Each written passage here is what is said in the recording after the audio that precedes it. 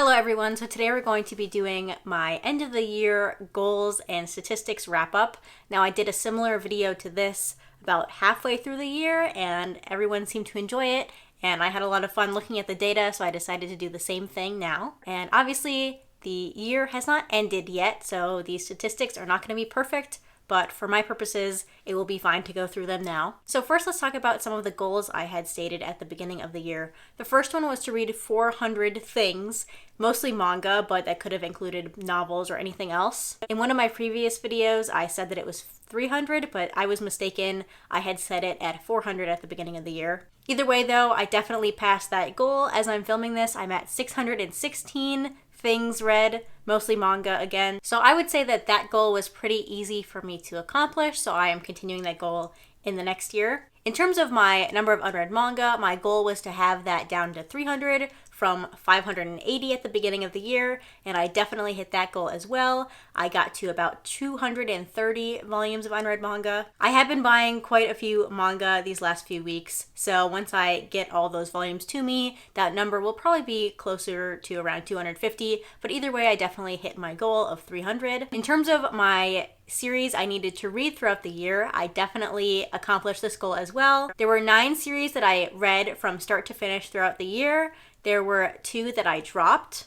So those are ones I started reading and decided I didn't want them anymore, so I just unhauled them. And then there were 2 that I unhauled without reading. I still count that as an accomplishment, even though I didn't read it, just because I got it off my TBR, and that's the point of putting a series on my 2023 TBR, is to have it read or off of my TBR by the end of the year. And then there was one series that I didn't complete, but I don't plan on unhauling, and that was Baccano.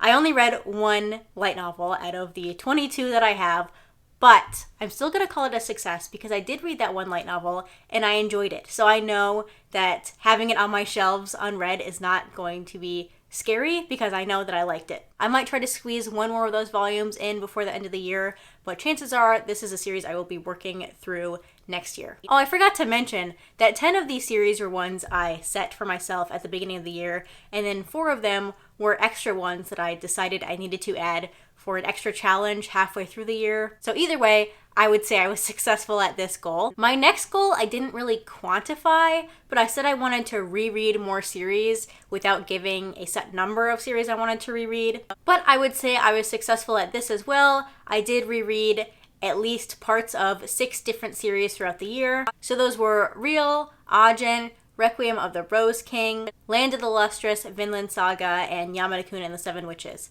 So even though I didn't quantify this goal, I would say I definitely succeeded at that because that is more series than I have reread in the last few years. Usually I just reread 1 or 2 series, so having 6 of them be reread was really nice, and also I had a lot of fun rereading those series, revisiting them, so I'm going to continue my goal of rereading a series next year. And my last 2 goals were to 1, read 1 novel every week, and 2, to upload 1 video every week. And the novels thing I readdressed in my mid-year overview. I lowered that goal to 1 per month, and I definitely succeeded then. I think I ended up reading about 8 more novels after that one. So not too bad, definitely more than I read last year. And then the 1 video per week, I don't think it ended up being exactly 1 video per week because sometimes I just can't come up with a video idea, so I just skip a week. But I think it was over 40 videos this year, so not too worried about that. It was pretty successful. So those were all my goals. I would say I accomplished the vast majority of them. I do tend to write down all my goals and revisit them every month to make sure I'm making progress. So I wasn't really worried about looking through these goals, but it's fun to look to see what my plans were at the beginning of the year and how I accomplished them. Now we will move into the statistics. So I will try to have some pretty graphs that you can look at down below. So first I have this graph that shows the number of books I read each month.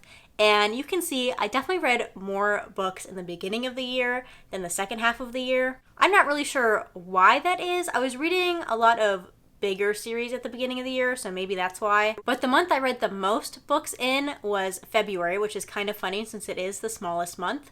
And in November, I only read 28 things, which is not very many, but I did say I was in a reading slump in November, and a lot of those were omnibuses, I believe. And I guess I should mention, for the purpose of these stats, My spreadsheet counts one omnibus as one volume. So if it's something like Don't Call It Mystery where there's 2 volumes in it, I only count it as one volume just because it's easiest to track it in my spreadsheet that way. So I kind of wish that the spreadsheet had a way to track your pages read every month. Every time I talk about my spreadsheet, I just want to make sure I'm mentioning that I did not make this spreadsheet.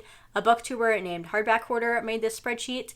As of right now when I'm filming, they have not made a new one for 2024. If they do, I will go ahead and put it in the description, but they also don't have the one from 2023 up anymore. So I'm just going to end up reusing this spreadsheet next year.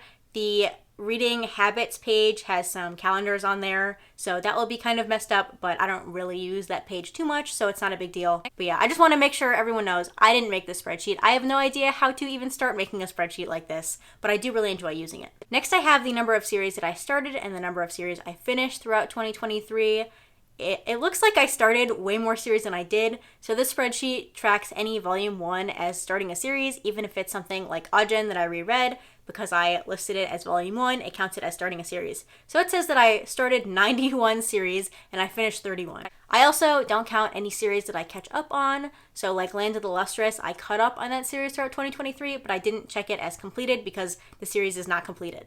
But the fact that I read 91 volume 1s or the first book in a series, that's a lot. Next, we'll look at the breakdown of different types of books. To no surprise to anyone, manga is my highest number for sure at 581. Then I read 23 novels, which is not quite 2 every month. Then 8 novellas and 4 manhwa. In terms of authors, 63% of the authors I read this year were new to me authors, and 30% were authors that I have read from before, which is a good thing. I always like to have a good mix of new authors and revisiting authors. Next, we have genres, and for me, when I was looking at all the data, this was the most surprising thing to see.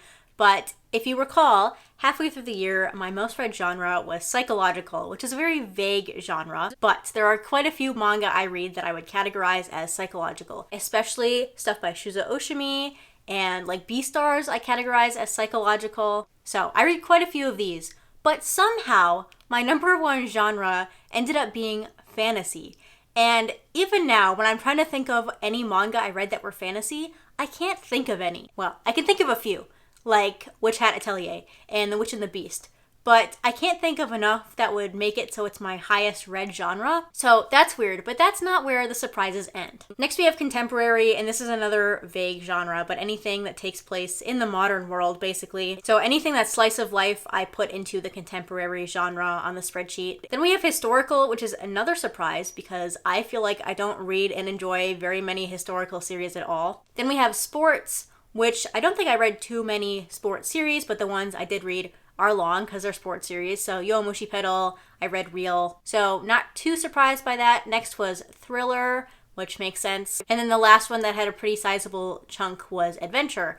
Now, if you know anything about my reading tastes, you might be thinking, where's the horror? Which is what I was thinking. Also, I think that I read a lot of sci-fi, but obviously, according to these stats, I did not read that much sci-fi this year. And so after looking at this data, I tried to figure it out, and I think it's because most of the longer series that I read, and I usually enjoy longer series more than shorter series, but the longer series that I read tend to be these other genres, like fantasy, psychological. Contemporary can go either way, but I definitely read at least one pretty long contemporary series. But horror series either tend to be quite short or they're just one-shots. And for sci-fi, I think I just didn't read that much sci-fi this year. Most of the sci-fi on my shelves has been read. So even though I spent what I thought was an entire month reading mostly horror manga, obviously the data says something different, and there aren't very many long horror series. If you know of any, please let me know. I know there's Higurashi and Umineko, which I don't have, but I might have ordered a long-running horror manga to read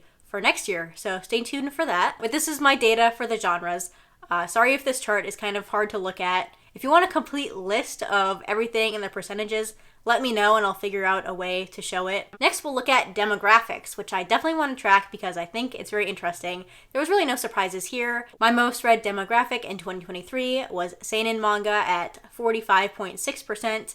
Next was shonen manga at 30.6%, and shoujo and josei were pretty close together. Shoujo was at 10.6%, and josei was at about 8%. So all of that makes sense. I do try to go out of my way to read shoujo and josei manga at least in the genres that I enjoy. But either way, publishers license fewer of these series, so I will probably end up reading fewer of these series, and you can see that in the data. And then the last stat I want to look at is publishers. So no surprise here, Viz is my most read publisher. They license a lot of the longer running series that I enjoy reading and that I read in 2023. So 179 volumes so far are from Viz. A little bit of an upset. My next most read publisher was Yen Press at 111 volumes. I did read Yomushi Pedal, as I mentioned earlier, and I picked up quite a few of their newer series, so I am surprised by this and I'm not surprised by this. Either way, Kodansha was very close behind at 109 volumes read.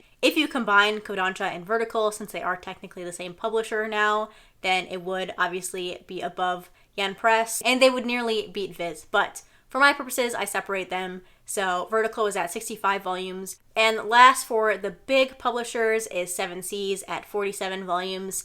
There really aren't that many series that I read by Seven Seas. It was mostly just new releases. So yeah, those were all my goals and stats. If you have any thoughts on these stats, please let me know those comments down below. Or if you have any stats that you would like to share with me, I'd love to read those. But yeah, please look forward to my favorites video for 2023 coming very soon. And I have quite a few plans for January as well. But that's gonna be it for this video. Thanks for watching, and I'll see you next time. Bye.